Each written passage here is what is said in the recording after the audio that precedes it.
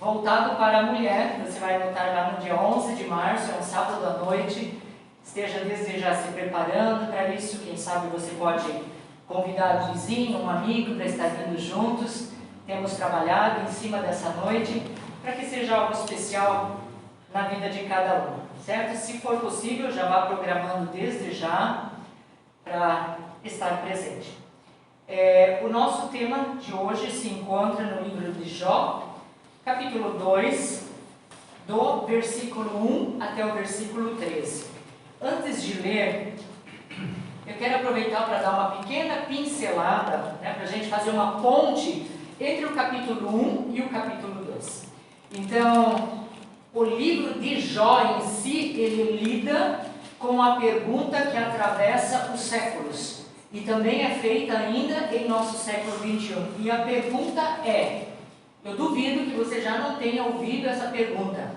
Se Deus é um Deus justo e amoroso, por que é que Ele permite que um homem realmente justo, tal como Jó, sofra tanto? E a gente tem pessoas ao nosso redor, que perguntam isso para nós. Puxa vida, eu faço tudo certo. Por que é que dá tudo errado? Por que é que parece que eu fui escolhida para sofrer tanto, enquanto para outros é tão fácil? Eu procuro andar de forma reta e correta, e eu vejo o injusto, o perverso, sendo muito mais bem sucedido do que eu como filho de Deus. Então, todos nós já passamos por isso, e o livro de Jó, ele tem essa pergunta como centro. Por que alguém que é realmente justo como Jó sofre tanto? E se a gente voltar lá para o capítulo 1, a gente vai perceber que tudo isso que envolve a vida de Jó ocorreu em Uz, na cidade de Uz, se desenrola lá na terra de Uz, e o livro de Jó é no livro de Jó que é demonstrado, mais do que em qualquer outro livro do Antigo Testamento, o papel de Satanás como adversário dos justos. Então, é no livro de Jó que isso mais chama atenção em todo o Velho Testamento. O papel de Satanás como adversário dos justos, E no livro de Jó a gente encontra também 14 das 19 referências nominais a Satanás no Antigo Testamento. Então, existem 19 referências nominais a Satanás no Antigo Testamento. 14 estão no livro de Jó. Veja como houve todo um trabalho de Satanás na vida de Jó. E imagine a cena: os filhos de Deus chegam diante de Deus, se apresentam diante de Deus, e vem também Satanás, se apresenta junto. Imagina a cena. E Deus pergunta: de onde vens? Olha, venho de passear, de rodear pela terra. E Deus levanta, põe à baila, o nome de Jó. Viste o meu servo Jó? E Deus descreve o seu servo Jó: sincero, reto, temente a Deus, que se desvia do mal, e complementa: não existe servo igual a Jó. Quem de nós não gostaria de ter essa referência, Não existe serva igual a Cláudia. Deus falando isso de nós mesmos como pessoa, E a resposta de Satanás, ela foi desafiadora, Claro, ele tem tudo. Ele é rico, ele é bem conhecido, Ele se veste bem, ele tem poder, ele tem filhos lindos, ele tem uma esposa que o ama, ele tem muito gado, muito camelo, muitos bois, ele tem sucesso. Tira tudo isso dele, e eu duvido que ele não vai te negar. E sabem,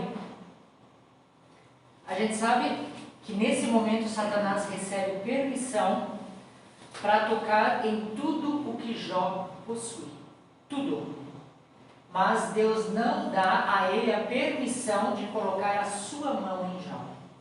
Eu acho que todos nós temos acompanhado nesse último mês as catástrofes, Então, A gente sabe no capítulo 1 que Jó perde tudo. Em questão de poucos dias, eu diria até horas, ele perde tudo. Ele perde todos os seus bens, ele perde todos os seus filhos.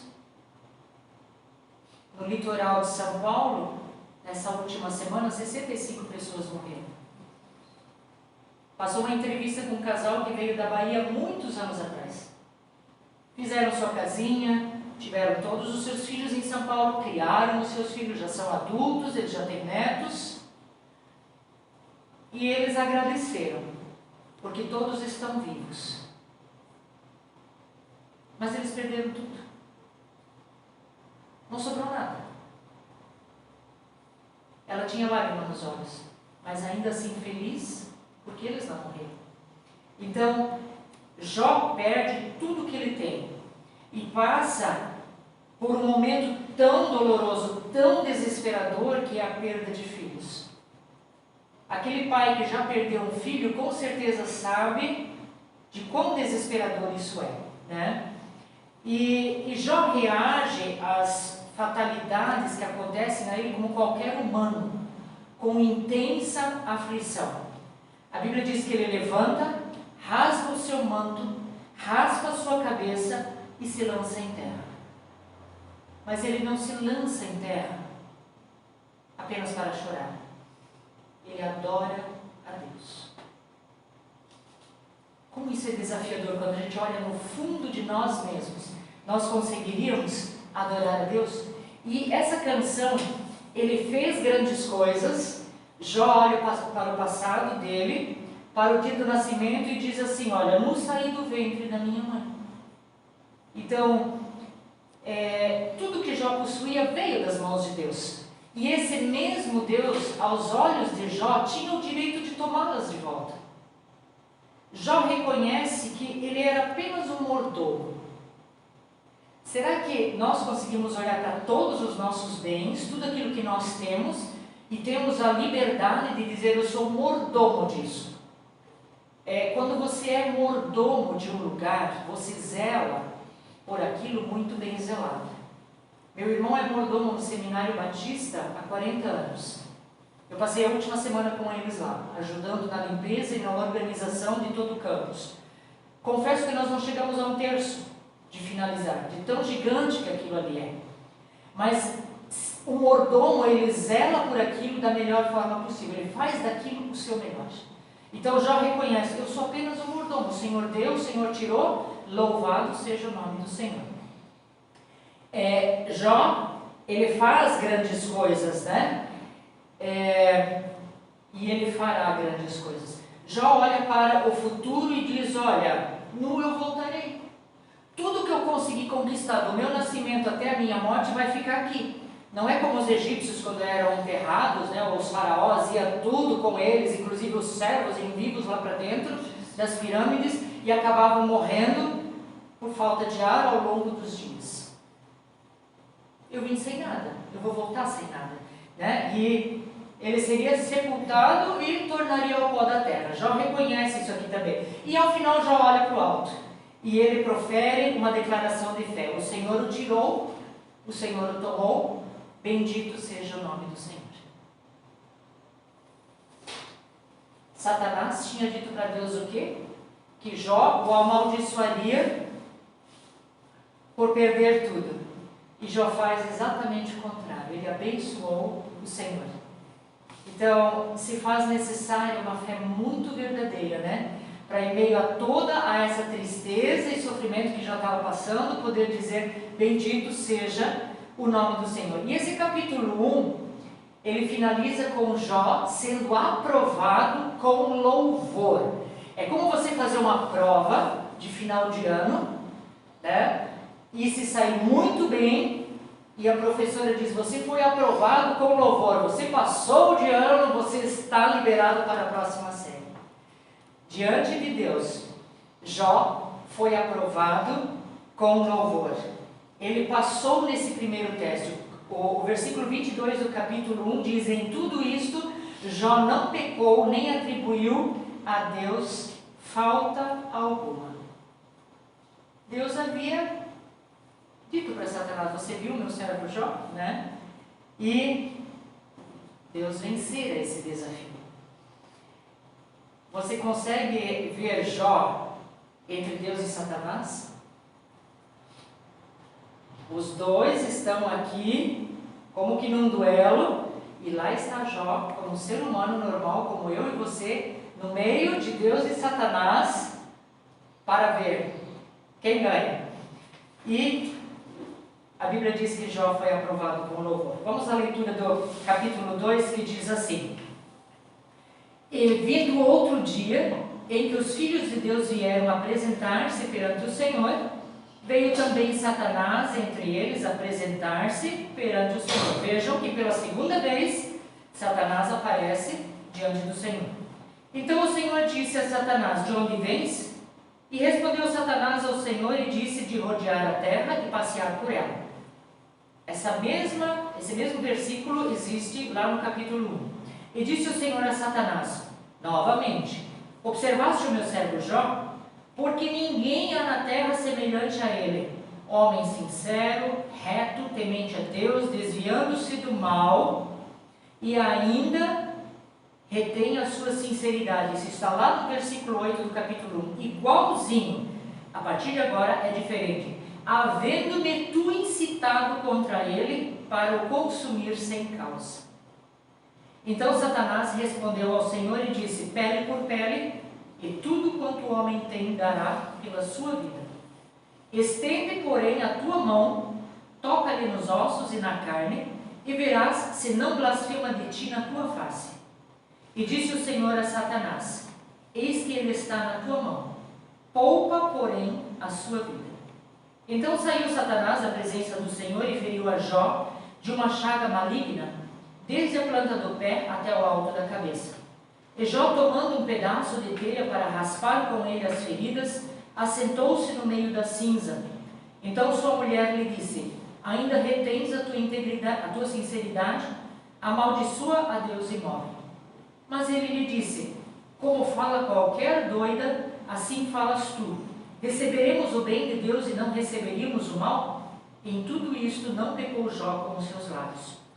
Ouvindo, pois, 3 amigos de Jó todo este mal que tinha vindo sobre ele, vieram cada um do seu lugar: Elifaz, o Temanita, Bildade, o Suita, e Zofar, o Naamatita, e concertaram juntamente, vieram condoer-se dele e consolá-lo.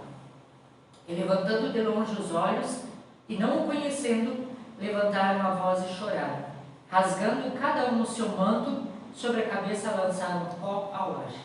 E se assentaram juntamente com ele na terra 7 dias e 7 noites, e nenhum lhe dizia palavra alguma, porque viam que a dor era muito grande. Satanás novamente se apresentando diante do Senhor, né? E Deus novamente repete tudo aquilo, a integridade, a retidão de Jó e assim por diante. Mas Satanás é ardiloso, ele não perde a esperança, né? E ele diz: olha Deus, todo homem tem o seu preço. Toca na saúde dele, e eu quero ver se ele não te nega. Qualquer um vai te negar quando for tocado em sua saúde. Sim, porque perder bens, família, quando você tem saúde, você recupera tudo isso de novo, não é verdade? Mas se você não tem saúde, você pode recuperar alguma coisa? Não. Alfredo, você podia carpir enquanto estava doente? Não. Não podia. Então, Satanás aqui, ele diz: mas toca nos ossos dele, toca na carne dele, né? Indicam que Satanás tinha a intenção de afligir mesmo o corpo inteiro de Jó com uma doença dolorosa, né? E Deus permite, mas tem uma ressalva: poupe a sua vida. Na vida dele você não toca. E Satanás não demora muito para entrar em ação, era tudo o que ele queria. Assim como hoje nós também ainda estamos nesse duelo, né? Satanás continua ardilosamente, né, na nossa orelha, querendo nos fazer pecar e assim por diante. Mas temos um sumo sacerdote diante de Deus intercedendo por nós. doença com a qual Satanás aflige Jó era uma chaga maligna da cabeça aos pés. No Egito, esse termo chaga, ele era empregado para descrever úlceras. E úlceras sabem ser dolorosas, não é verdade? E qualquer que fosse a natureza dessa enfermidade, os sintomas eram horríveis. Nós não podemos dizer que era lepra, que na época era uma doença incurável. A Bíblia não fala isso. A Bíblia fala que era uma enfermidade com sintomas terríveis. E se você continua lendo o livro de Jó, você vai ver no capítulo 2, versículo 8, ela provocava coceira forte. Tem Bíblias que relatam isso, outras não relatam isso por causa da tradução. O capítulo 3 vai falar que essa doença produzia insônia, feridas e crostas na pele, que ele coçava com caco de telha. O capítulo 7 vai descrever que essa doença causava pesadelos. O capítulo 19 vai dizer que causava mau hálito. E ainda no 19 relata perda de peso. O capítulo 21 vai dizer que essa doença provocava calafrios e febre. O capítulo 30 vai dizer também que provocava diarreia e pele enegrecida. Consegue imaginar todos esses sintomas numa pessoa só? Eu tive Covid e tive alguns desses sintomas. Mas pensa em todos esses sintomas. Eu não tive úlcera, eu não precisei me coçar com caco de telha. Então pensa o corpo cheio de feridas. A aparência de Jó era tão repugnante, tão nojenta, que ele se afastou do convívio social. Ele foi para fora da cidade sentar-se sobre um monte de cinzas, fora da cidade, onde o lixo era queimado. Sobravam montes de cinzas. Ali ele foi se assentar. Consegue imaginar um homem riquíssimo, poderoso, conhecido por todos em Uz, e de repente sentado no monte de cinzas, irreconhecível, nojento, com feridas fedidas, drenando pus. E a gente poderia quase que dizer, ele foi dormir rico num dia e acordou no outro dia sem nada e completamente doente. Mas é notável que quando os 3 amigos sabem disso, quando souberam de tudo que aconteceu, eles conversaram entre si e resolveram que eles iam fazer uma visita. Como nós muitas vezes fazemos. Poxa, tal pessoa está doente. Vamos lá visitar. O outro já diz, vamos levar um cafezinho, o outro já leva um bolozinho e vamos fazer companhia. E cada um daqui veio do seu lugar. Eram homens idosos, eram mais velhos que Jó. Mas vieram, deixaram tudo o que estavam fazendo e vão ao encontro de Jó. E quando viram Jó, não o reconheceram. Consegue imaginar isso? Eles não chegaram na mesma semana, nem na semana seguinte, porque eles vieram de longe. A doença de Jó já estava avançada. E se você trazer isso para a sua realidade hoje, com certeza a esposa de Jó foi atrás de ajuda para ver o que era isso. Com certeza ainda gastaram o resto que tinham. A Bíblia não relata essas entrelinhas, mas qualquer um, em seu juízo normal, iria atrás de soluções para o problema. Mas parecia não ter solução. A morte parecia estar decretada para Jó. O versículo 12, ele diz que esses 3 amigos, quando enfim reconheceram Jó, eles levantaram a voz e choraram. Eles rasgaram cada um o seu manto, lançaram pó ao ar sobre a sua cabeça e assentaram-se juntamente com ele em terra por 7 dias e 7 noites. E ninguém dizia palavra alguma. Por quê? Porque eles viam a dor de Jó, viam que essa dor era muito grande. A minha pergunta, trazendo isso para nós hoje, você ainda consegue rasgar as suas vestes pela dor daquele que sofre? Traz isso para nós hoje. O choro, o sofrimento daqueles que cercam a gente ainda comovem o nosso coração. Quando você vê alguém, um semáforo, com uma plaquinha, estou com fome, ou por favor me ajude, o que você sente em cima disso? Você tem a liberdade de dizer, vai trabalhar, vagabundo? Ou você se condói com aquilo? Visto que a gente já assistiu muitas reportagens que muitos deles trabalhavam em grandes empresas, tinham o seu salário, foram demitidos, não conseguem muitas vezes outra vaga de emprego porque o salário na carteira era tanto e não pode ser rebaixado pela lei, e essa pessoa se submete à vergonha, ao constrangimento de ir e pedir uma ajuda. Eu vou dizer a vocês que eu sou muito emotiva nesse sentido. Eu não consigo passar por alguém assim, sem dizer, temos alguma coisa aqui no carro? Ah, é só R$1. Dá um pão. Ele não vai passar fome naquele dia, ele vai ter um pão. Então, será que nós conseguimos rasgar as nossas vestes em favor desse que está ao nosso lado precisando de ajuda? Isso se chama empatia. E aí você vai perguntar, né, o que é essa tal de empatia, né? É a capacidade que você e eu temos ou devemos ter de nos colocar no lugar daquela pessoa e sentir o que aquela pessoa está sentindo. A empatia, ela pode ter 3 comportamentos que, se forem obedecidos, né, podem fazer grande diferença para aquele que sofre. A capacidade de enxergar a situação daquele que sofre com os olhos dele. Talvez o nosso ponto de vista sobre aquilo não seja nem o mesmo. Talvez nós não tenhamos nem mesmo a mesma crença, ou como eles dizem hoje, a mesma religião, não sejamos nem da mesma igreja, mas para entender a dor, eu preciso ver as coisas como ele vê.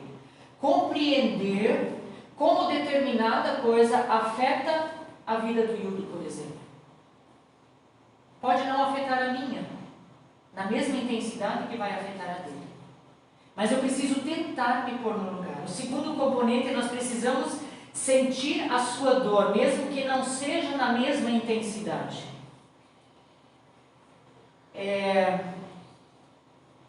Quando eu soube que Natália, minha sobrinha, perdeu os 3 dedos do pé, roçando grama, isso já faz 15 anos hoje, eu lembro que eu trabalhava no centro cirúrgico, as minhas pernas amoleceram. Aquilo foi assim um soco, e as meninas viram na hora que alguma coisa estava errada. Ingrid, você está parando. E quando eu falei, elas sentiram junto comigo, manda mensagem, vê se já conseguiram um médico, vê como é que ficou, vê isso, vê aquilo. Mas quando eu pude visitá-la 2 semanas depois, quando eu tive folga no hospital no final de semana, e quando a gente sentou juntas, e eu disse, Nath, eu posso ver o seu pé? Ela disse, tia, eu estava esperando que você me pedisse isso. Ela não tinha mostrado o pé dela para ninguém. Quando os pais levaram ela para o hospital, ela só dizia, mãe, canta uma canção para mim. O pai no volante, a mãe na frente cantando e ela atrás. Assim eles foram para o hospital. E não teve como não chorar junto. Porque é um parente meu, eu sentiria a mesma coisa por você. E quando ela tirou o curativo, ver só aqueles 3 cotoquinhos, né? Então, ela mesma fazia os curativos, ela não deixava ninguém fazer os seus curativos, ela foi muito corajosa, com 15 anos, em fazer todos os seus curativos. Eles tentaram implantar ainda a falange do 3º dedo, necrosou, tiveram que tirar, foram processos doloridos. Então, quando nós compartilhamos sentimentos como amor, alegria, esperança com outras pessoas, esses sentimentos, eles não se dividem, eles se multiplicam. Mas quando eu compartilho a dor com outra pessoa, esse sentimento é dividido. Eu divido essa carga comigo. Eu não pude fazer nada pela Nath. Eu pude orar por ela, né? Mas só o fato de ela poder expressar tudo o que ela sentiu foi um fardo dividido. Então, quando nós dividimos esse sofrer, o fardo ele fica um pouquinho mais leve quando eu posso compartilhar. Jó, de alguma forma, sentiu isso quando seus amigos ficaram sentados ao lado dele em silêncio por 7 dias. Claro, se a gente continuar lendo, a gente sabe que tudo que eles conquistaram em 7 dias, eles derrubaram depois, né? Com as muitas falácias errôneas deles, né? Então, e o terceiro, eu preciso demonstrar verbalmente ou através dos meus atos que eu estou sentindo a dor dessa pessoa. Como eu demonstro, não em palavras, mas em atos, quando alguém está pedindo uma ajuda no semáforo? A minha atitude, eu posso dar, por mínimo que seja o que eu tenho no meu carro, eu posso dar. Eu estou dizendo a essa pessoa, eu sinto com você a sua miséria, a sua tristeza, a sua fome, né? Mesmo que seja por um período tão pequenininho, né? Ou abrir a janela e estender a mão. Mas essa pessoa vai dizer, puxa, alguém se importa, né? Isso é de modo figurativo rasgar as vestes. Não é literalmente eu rasgar, mas figuradamente eu estou rasgando a minha veste.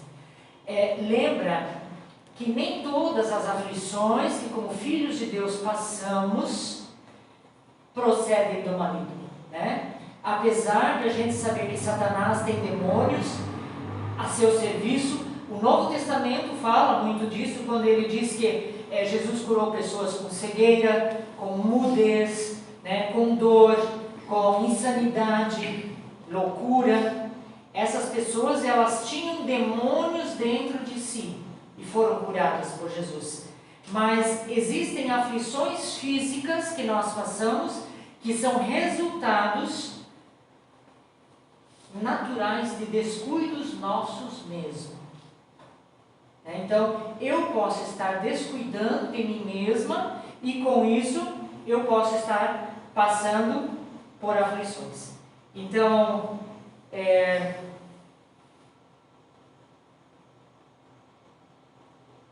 muitas vezes nós passamos por aflições em consequência de coisas que nós mesmos escolhemos e acabamos depois tendo que colher.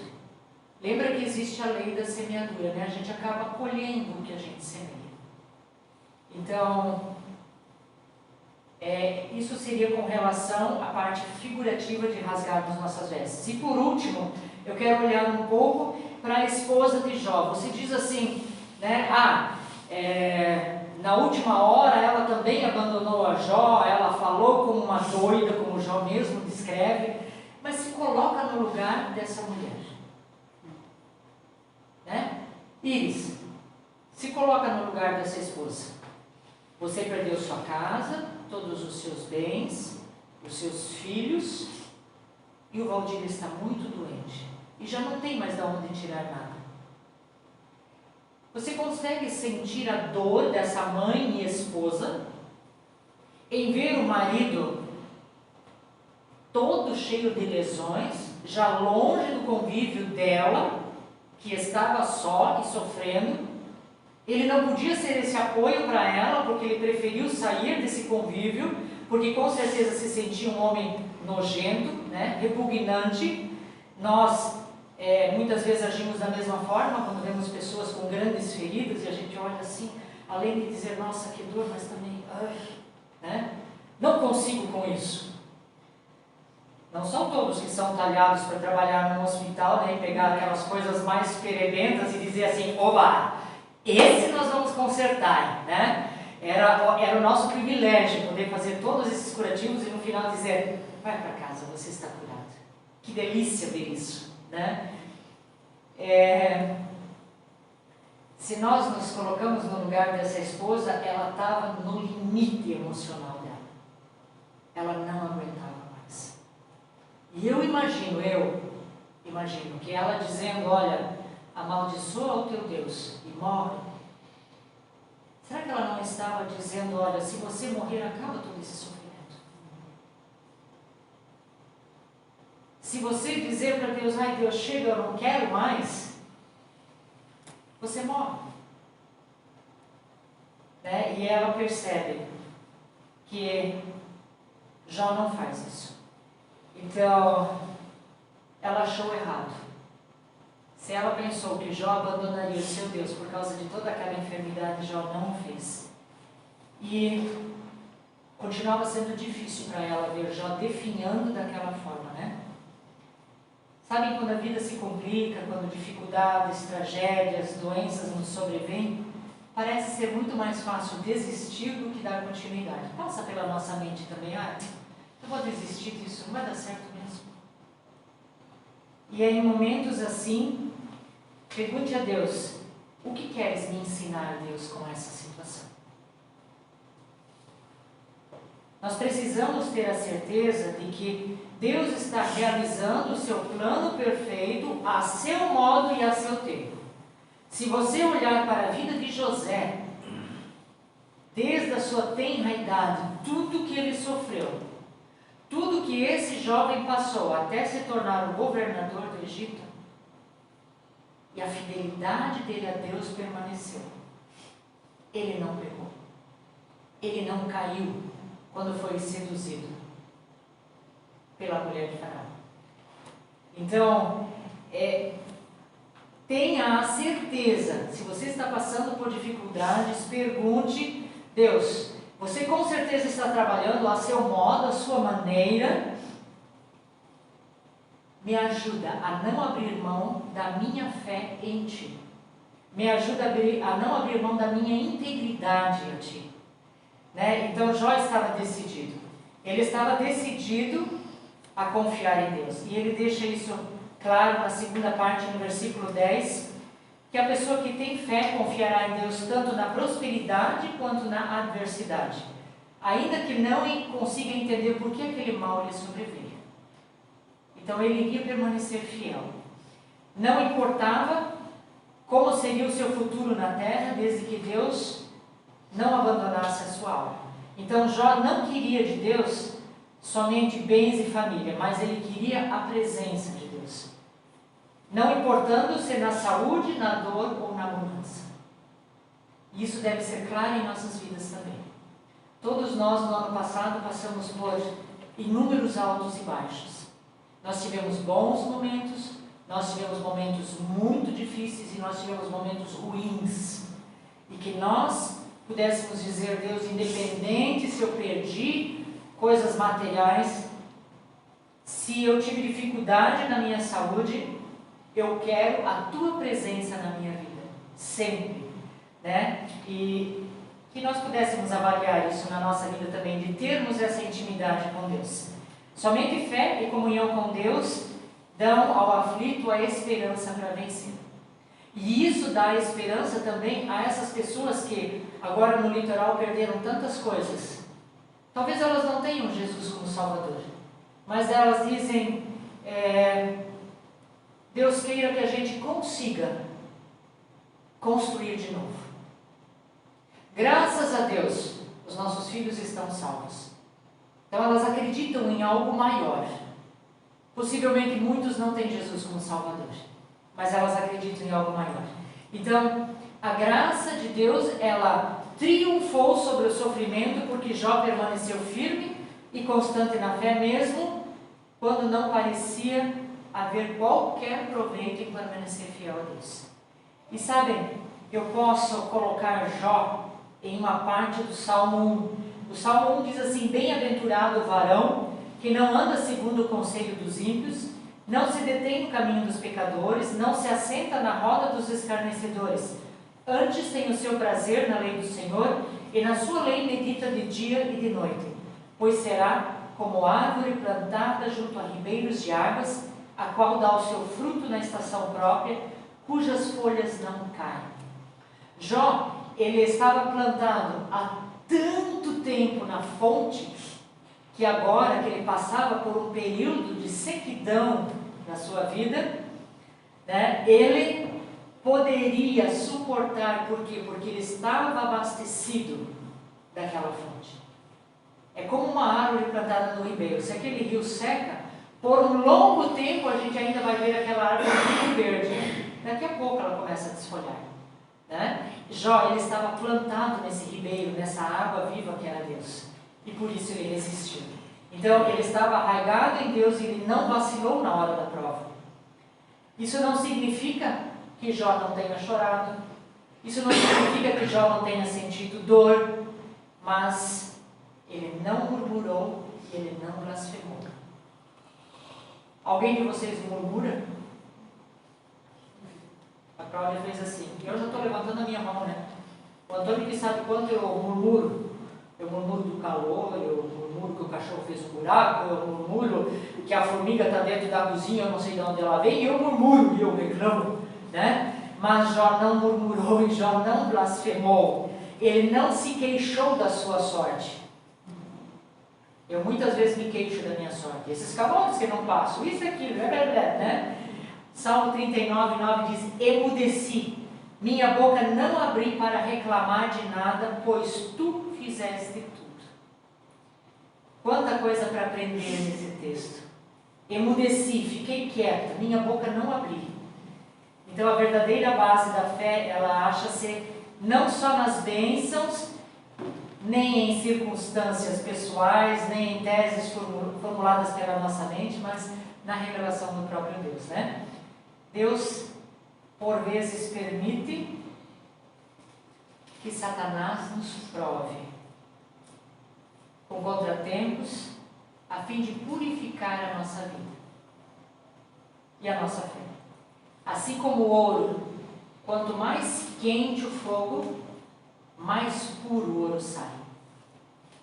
Pensa que a nossa fornalha também, quanto mais quente, quanto maior a provação, maior a integridade espiritual nossa. Não desistamos no meio da prova. Vamos adiante. Mesmo que os métodos de Deus às vezes nos pareçam cruéis aos nossos olhos, contraditórios. Nós temos muitos que pregam que uma vez que recebemos Jesus no coração, nossa vida vai ser próspera, tudo vai ser bom, tudo vai fluir muito bem. Amados, isso não é verdade. Nós vamos passar por provas.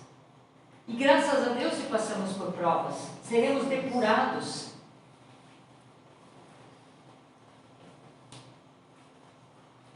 O livro de Jó é o mais profundo que existe sobre esse mistério de sofrimento do justo. É um livro que revela uma dinâmica importante que está presente em toda a prova severa dos santos, que enquanto Satanás procura destruir a fé dos santos, Deus está operando para depurá-la e aprofundá-la. Quanto mais Satanás age contra nós, mais Deus está trabalhando para nos fortalecer, cortar as nossas arestas, né? Nos deixar mais parecidos com o seu Filho Jesus. A perseverança de Jó, ela permitiu que o propósito de Deus prevalecesse sobre a expectativa de Satanás. Satanás estava numa profunda expectativa. Este agora nega a Deus. E isso não aconteceu. Tiago 5,11 diz: eis que consideramos bem-aventurados todos quantos demonstraram fé ao atravessar muitas aflições. Tendes ouvido falar a respeito da paciência de Jó, e bem sabeis que solução final o Senhor providenciou. Ora, o Senhor é pleno de compaixão e misericórdia. Amados, nós sabemos o fim de Jó, que Deus restituiu a ele, né, a esposa, os filhos, seus bens materiais. Jó era um homem do seu tempo que não sabia qual seria o fim da história dele. Jó não sabia se ele morreria ou não. Deus não tinha revelado para ele antes: olha, você vai passar por essa prova de fogo, mas você vai vencer. Deus não falou nada disso para ele. Ele sabia que ele precisava permanecer fiel. Você e eu passamos por provas. Não significa que o nosso fim será talvez tão bem sucedido quanto o de Jó. Mas Deus quer a nossa integridade. Deus quer a nossa sinceridade. Deus quer que a nossa fé nele cresça. Para terminar, Eclesiastes 7,14. Em tempo de paz e alegria, se feliz e aproveita-os bem. Olha o conselho. Você está vivendo tempo de paz, de alegria? Passou aquela turbulência grande? Se feliz e aproveita-os bem. Regozija. Quando os maus dias chegarem, reflete. Deus fez tanto um quanto o outro, a fim de que o ser humano não tenha o poder de desvendar o seu futuro. Esse é o conselho de Eclesiastes 7. Se no momento você está vivendo um tempo de bonança, seja feliz, aproveite esse momento. Mantenha sua intimidade com Deus. Mantenha-se perto do rio de água, que é Deus. E, quando chegar o tempo de turbulência de novo, reflete. Deus fez tanto aquele período bom e feliz que você passou, como está fazendo esse de turbulências agora. E fique na expectativa do que Ele vai fazer com você. Eu sempre gosto dessa parte. Né? E ficar na expectativa. O que vai acontecer? O que Deus vai resolver? Eu peço a Ele. E fico naquela expectativa. Como será que esse problema vai ser resolvido? Deus me dá sabedoria, inteligência e Ele vai direcionando. E as coisas vão, né? Mantenha a sua intimidade com Deus. Mantenha assim a sua integridade. Que Deus pudesse dizer de você e de mim mesma: este é meu filho, ele é reto, ele é temente a Deus, ele é íntegro, ele se desvia do mal. Eu sei que tal coisa pode me fazer tropeçar, eu vou desviar. Cada um de nós sabe em que área tem problema. Cada um de nós sabe o seu ponto fraco. Quando eu for tentada nesse ponto fraco, eu vou me desviar. Ficar longe, o mais longe possível, para não cair. Amém? Nós te louvamos, Deus, pela vida de Jó, porque ela se apresenta de forma tão clara e tão real para nós hoje no século XXI. Cria em nós um espírito reto, que nós pudéssemos ser íntegros, que nós pudéssemos andar conforme o teu querer e conforme a tua vontade, que nós pudéssemos temer a ti de todo o coração e que pudéssemos nos desviar do mal. Em nome de Jesus. Amém. Amém. Nós queremos estar entoando mais um cântico que diz: leva tu